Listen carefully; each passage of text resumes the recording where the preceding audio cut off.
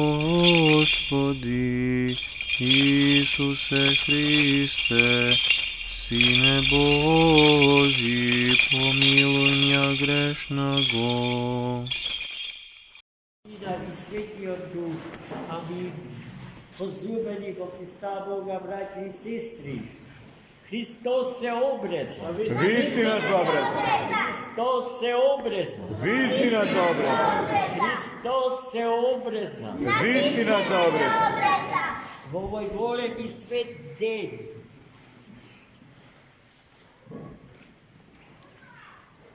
за сите православни христијани,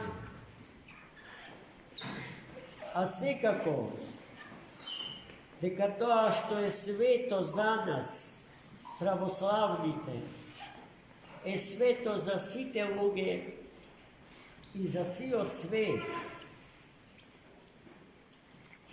се случува три губа, трократна радост. Првата радост ни доаѓа од празникот обрезание на нашиот Бог и Спасител Исус Христос по тело. Втората радост ни доаѓа од фактот дека денеска Светата Црква Божја се исполнува на еден од најголемите, секогаш е тешко да се каже категорички најголемиот богослов и архиереј на Светата Црква Божја, Василий Велики, архиепископ на Кесарија Кападокиска. И третата радост произлегува од фактот што на денешен ден за нас, православните христијани, почнува новото лето Господње 2022 од денот на раѓањето на нашиот Бог и Спасител, во плотениот и во човечениот Логос Божи Христос. Во што е значењето на денешниот празник во првиот дел од нашето кажување? Обрезанието Христово се случи во 8-миот ден откако Христос се роди. Бидејќи целта на Христовото раѓање не беше да го укини тоа што до него светите пророци го предрекоа за него, туку да го исполни. Тој, како и секое друго еврејско бебенце, во 8-миот ден после раѓањето беше приведено кон светиот храм Ерусалимски за да биде обрезан и во денот на обрезанието да биде именуван со името кое што светиот архангел Гавриил и го кажа на Богородица мајка во денот на светото благовештение, кога и кажа дека од Бога избрана да го роди Спасителот на светот и човек. Името негово денес му беше ставено Иисус, што значи Спасител.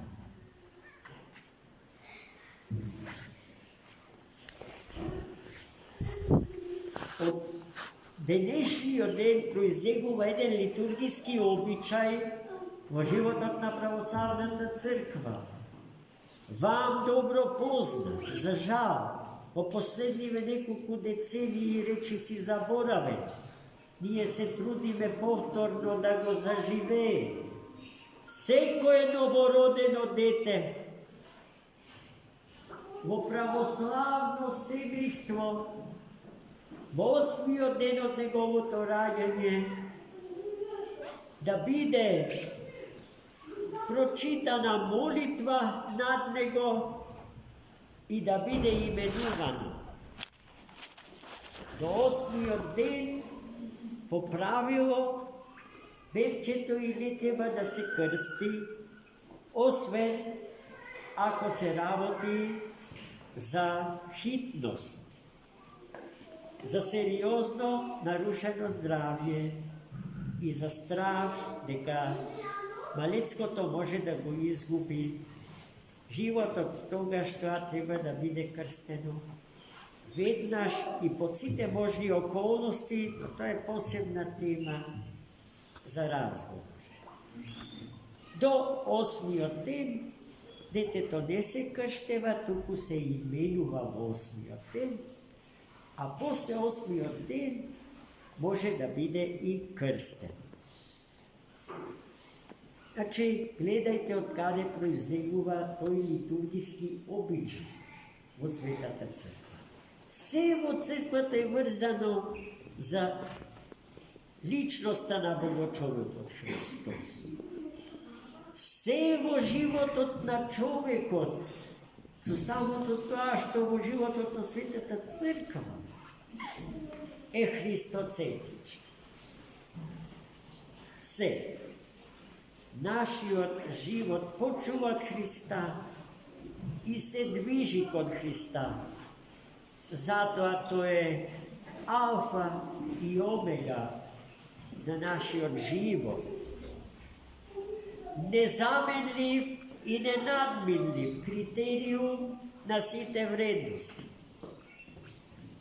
Покрај тоа, празникот обрезание беше необично важен во конфликтите што Светата Црква Божја ги имаше со тогаш пројавените ереси, кои што ја спореа телесната природа на Христа Богочовек.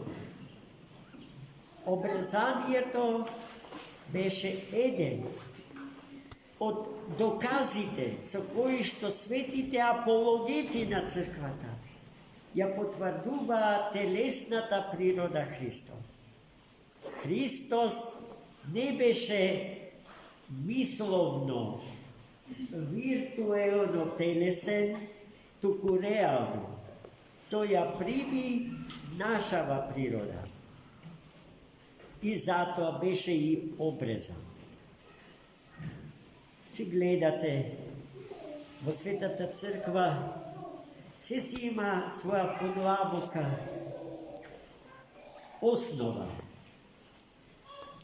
Се си има своја, така да ја наречам, догматска заднина.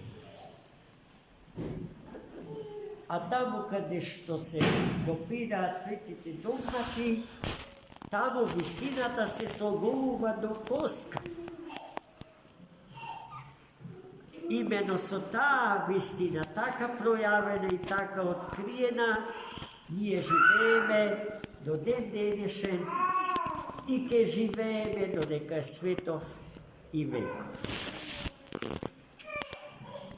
Потоа, возлюбени во Христа Бога, браќа и сестри, во денешниот ден се Светата Црква се спомнила на светиот Василий Велики, рековме, една ретка појава, ретка личност. За оние кои што се сметаат агностици или атеисти, најблагоречено Свети Василий би бил од нив, од таквите, би бил третиран како гениална или епохална појава. Воопшто не е тешко тоа да се покаже и да се докаже. Ама ние во денешна беседа немаме таква цел, бидејќи нам Свети Василий Велики ни е добро познат, добро знан. Тоа што треба да се повтори, да не се заборави е следново. Тој е роден во паганско, незнабожичко семејство. Извонредно култивирано семејство.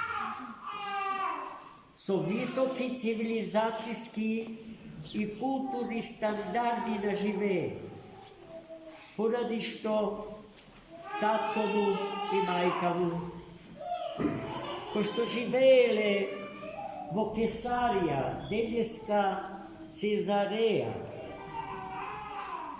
во Кападокија, Мала Азија,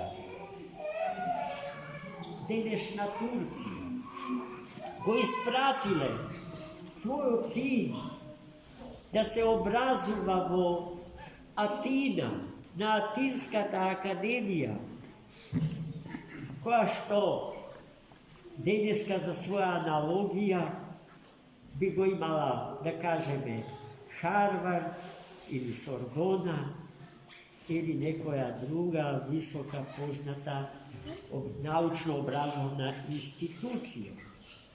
Атинската академија била самиот врв на тогашното образование и знание. Во Атина Свети Василий Велики поминал цели 15 години. На академијата во Атина науките биле органски плотени, а не разделени како денеска. Сите тие органски соединети ја создавале или сведочеле за едната и неделива вистина, за Бога, за човекот и за светот.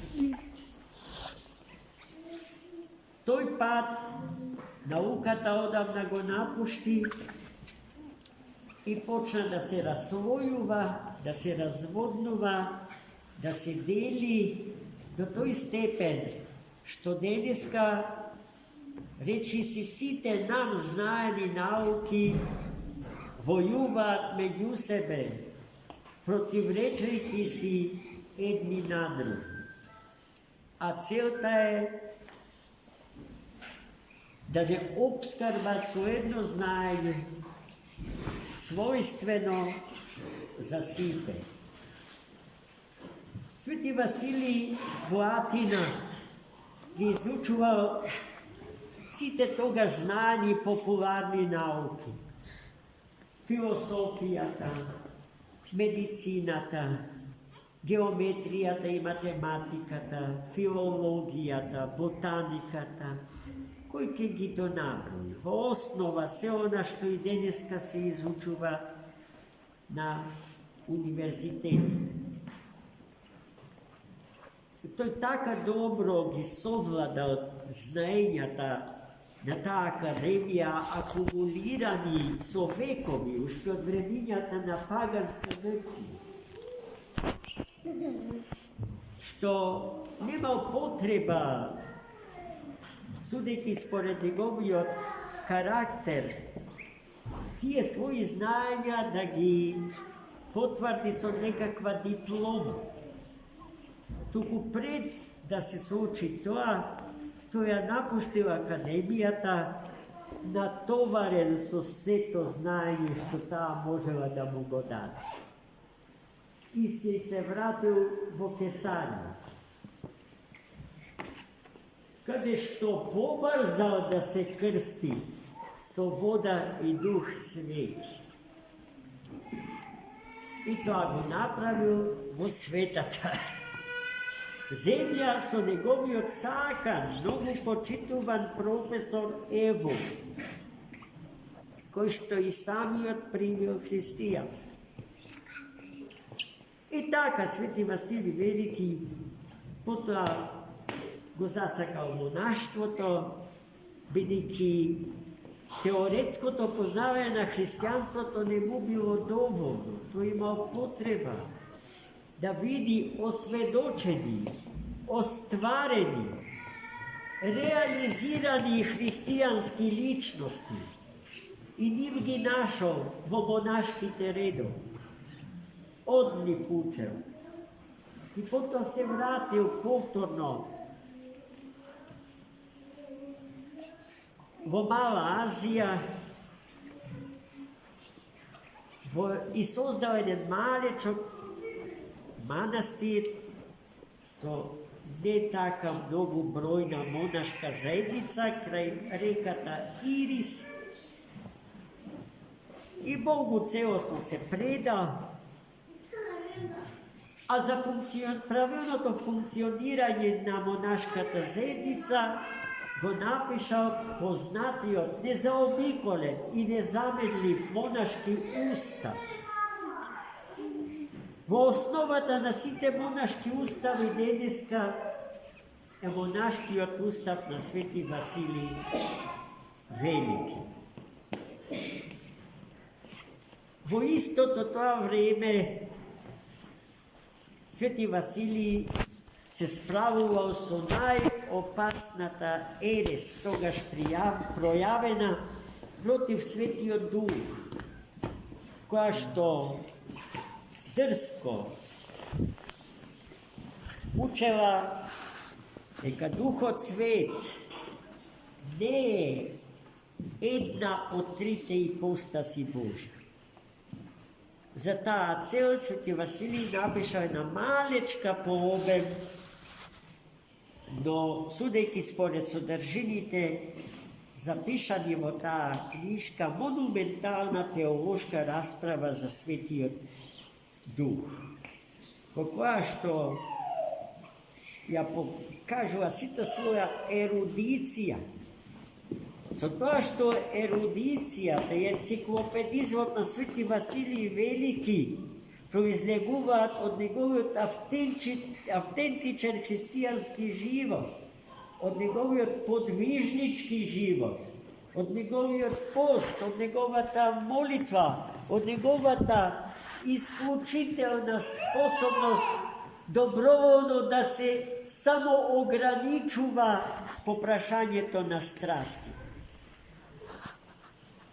И така, што се однесува до теолошко-философскиот опус на Свети Василий Велики, може многу да се зборува, но тој ни оставил огромно теолошко наследство и во основите на теологијата што ја запишал на страниците од своите теолошки трактати почива денешната православна црква, или православната црква е препознатлива како православна според мислата на Свети Василий одлично преточена во негов собствен живот и во една мисла во која што ја препознаваме мислата на светите апостоли, светите ученици на самиот Бог и Спасител наш Христос. Свети Василий Велики за свој другар го имал Свети Григорий Богослов во Афина и од тогаш до смрт тие биле неразделни другари, пријатели, посад многу анегдоти на таа тема, многу интересни, многу мили за слушање. Но и еден друг човек, Јулијан, кој што потоа станал император византиски, и сушт антипод на Свети Василий Велики на планот на мислата, бидејќи тој се ориентирал исклучиво антихристијански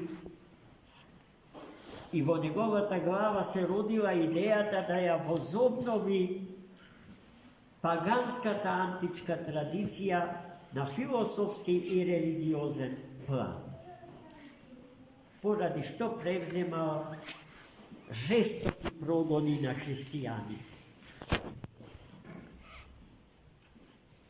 Sveti Vasilij umreo mlad, nepolni 50 godina, no dovoljno star i plodotvoren, za da ostane večno zapišan su zlatni slova vo svešteната istorija na Svetата crkva Hrista.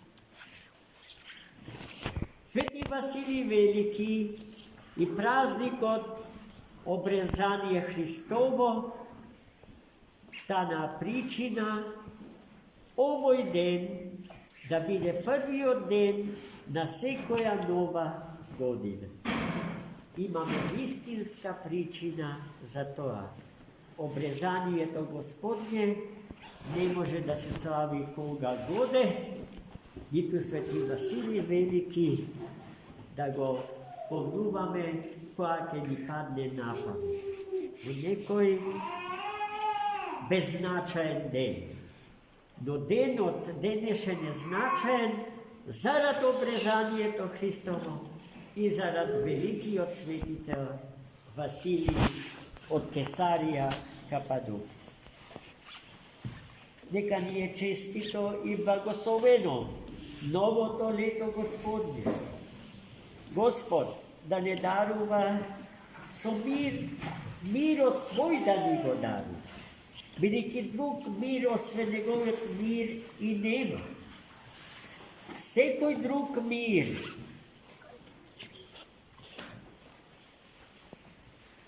vetovanje bez pokritije.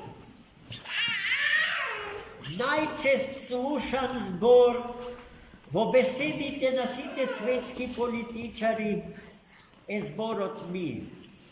A mir od se pomalku bojima ili voopšto ne. Čovekot i čoveštvoto živeat vo postojani žestoki konflikti.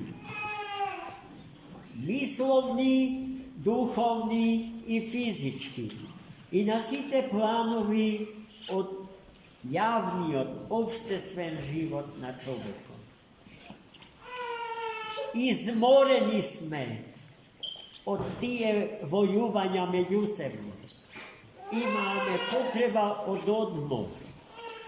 Odmor od daja, od mirot, što toj Создателот и миротворецот ни го испраќа, повикувајќи не да му пристапиме и сиот претежок товар на нашиот живот,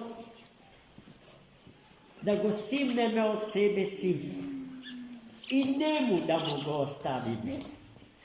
И така олеснети, оснажени и смирени, да го продолжиме нашето патување низ времето и просторот на овој свети век до пред светите двери на великата и божествена парусија, низ кој што треба да се влезе